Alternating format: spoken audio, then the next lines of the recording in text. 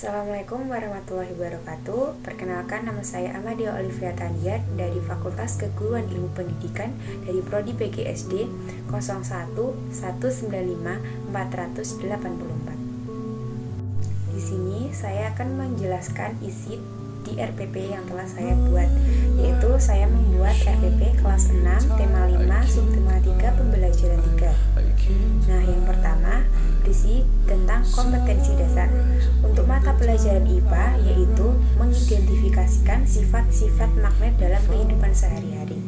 Untuk mata pelajaran bahasa Indonesia yaitu mencermati petunjuk dan isi teks formulir. Yang mata pelajaran Penjaskes yaitu memahami penggunaan variasi dan kombinasi gerakan dasar rangkaian langkah dan ayunan lengan mengikuti irama, ketukan atau tanpa dengan musik dalam gerakan berirama.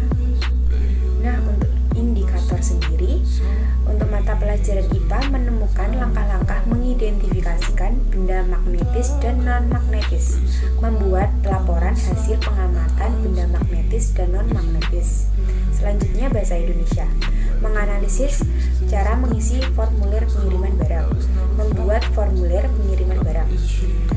Untuk Penjaskes mempraktekkan penggunaan variasi dan kombinasi gerak dasar rangkaian langkah dan ayunan lengan mengikuti irama atau ketukan tanpa dan dengan musik dalam aktivitas gerak berirama. Mempraktikkan gerak variasi kombinasi ayunan tangan bersama kelompok. Selanjutnya ada tujuan pembelajaran. Nah, pertama, dengan mengamati gambar dan membaca teks, siswa mampu mengamati benda magnetis dan non-magnetis secara benar. Dengan membaca petunjuk, siswa mampu mempraktikkan mengisi formulir barang dengan petunjuk secara benar.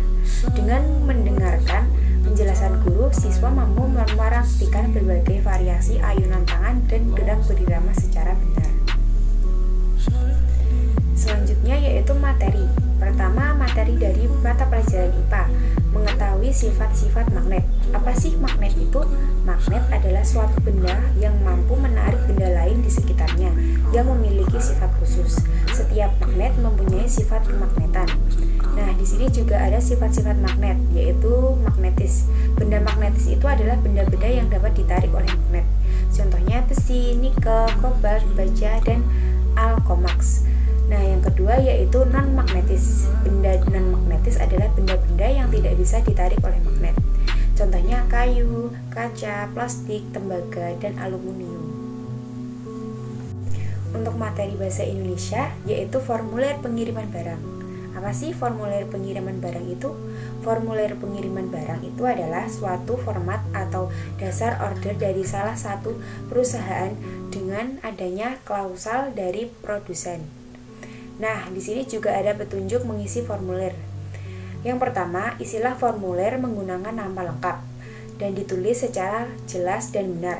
Yang ketiga, alamat rumah atau alamat sekolah ditulis dengan lengkap. Yang keempat, tuliskan nama orang dan nomor telepon. Yang kelima, bubuhkan tanda tangan disertai nama lengkap.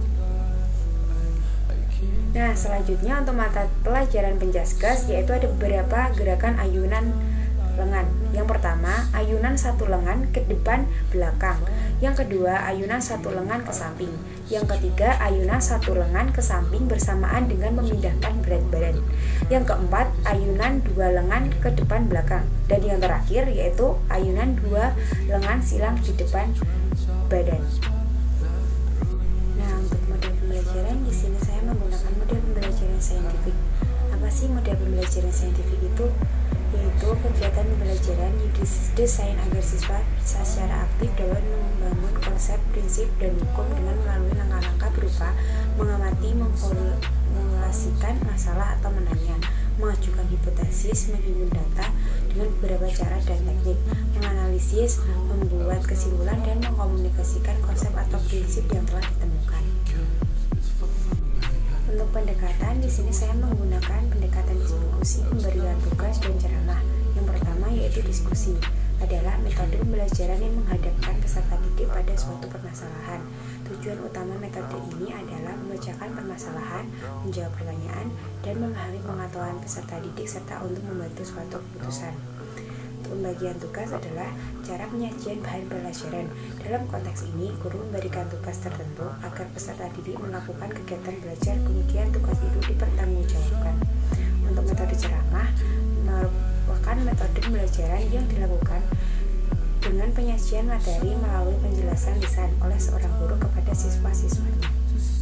Untuk langkah-langkah metode pembelajaran saintifik, yang pertama yaitu mengamati atau observing, yang kedua menanya atau questioning, yang ketiga mencoba atau menghimpun data yaitu experimenting, yang keempat mengolah atau menganalisis data yaitu associating, yang kelima mengkomunikasikan atau kesimpulan data yaitu creating. Untuk langkah-langkah pendekatan dalam pembelajaran, yang pertama diskusi.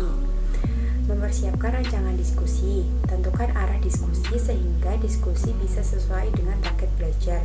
Jumlah anggota grup diskusi disesuaikan dengan karakter dari diskusi dan tujuan. Anggota harus memiliki kualifikasi tertentu agar diskusi berjalan dengan lancar. Kedua, penugasan. Guru menyampaikan tujuan yang akan dicapai.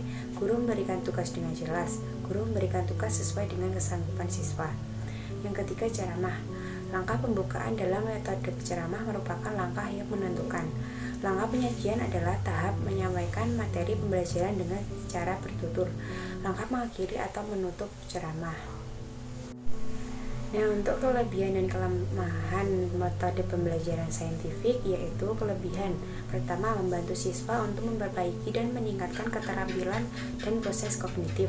Kedua, pengetahuan yang diperoleh melalui model ini sangat pribadi dan ampuh karena menguatkan pengertian, ingatan, dan transfer. Untuk kelemahan, pertama, bagi siswa yang kurang pandai akan mengalami kesulitan abstrak atau berpikir atau menggunakan hubungan antara konsep-konsep yang tertulis atau lisan, sehingga pada gilirannya akan menimbulkan frustasi. Yang kedua, tidak efisien untuk mengajar jumlah siswa yang banyak karena membutuhkan waktu yang lama untuk membantu mereka menemukan teori atau pemecahan masalah lainnya. Untuk kelebihan dan kekurangan dalam pendekatan pembelajaran, yang pertama, diskusi. Kelebihan dari diskusi yaitu dapat merangsang siswa untuk lebih kreatif, khususnya dalam memberikan gagasan dan ide-ide. Dapat melatih untuk membiasakan diri bertukar pikiran dalam mengatasi setiap permasalahan. Untuk kelemahannya, sering terjadi pembicaraan dalam diskusi diikuti oleh 2 atau 3 orang siswa yang memiliki keterampilan berbicara. Kadang-kadang pembahasan dalam diskusi meluas sehingga kesimpulan menjadi kabur. Yang kedua yaitu penugasan. Kelebihan dari penugasan yaitu baik sekali untuk mengisi waktu luang dengan hal-hal konstruktif, memupuk rasa tanggung jawab dalam segala tugas, sebab dalam strategi ini siswa harus mempertanggungjawabkan segala sesuatu atau tugas yang telah dikerjakan. Kelemahannya, tidak jarang pekerjaan yang ditugaskan itu diselesaikan dengan meniru pekerjaan orang lain. Karena perbedaan individu, maka tugas apabila diberikan secara umum, mungkin beberapa orang diantaranya merasa sukar, sedangkan sebagian lainnya merasa mudah menyelesaikan tugas tersebut. Di sini juga ada langkah-langkah kegiatan pembelajaran. Untuk pendahuluan, yang pertama, mengajak semua siswa berdoa menurut agama dan kepercayaannya masing-masing. Guru memberikan salam dan berdoa, melakukan komunikasi tentang kehadiran siswa, menanyakan anak dan menanyakan tentang materi yang sudah dipelajari di hari sebelumnya, menyampaikan tujuan pembelajaran hari ini.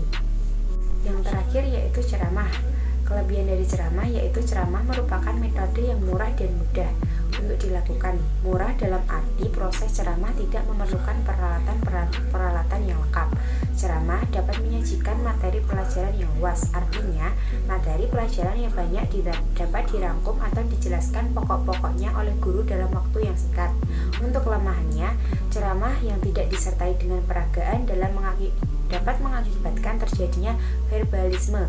Melalui ceramah, sangat sulit untuk mengetahui apakah seluruh siswa sudah mengerti apa yang dijelaskan oleh guru.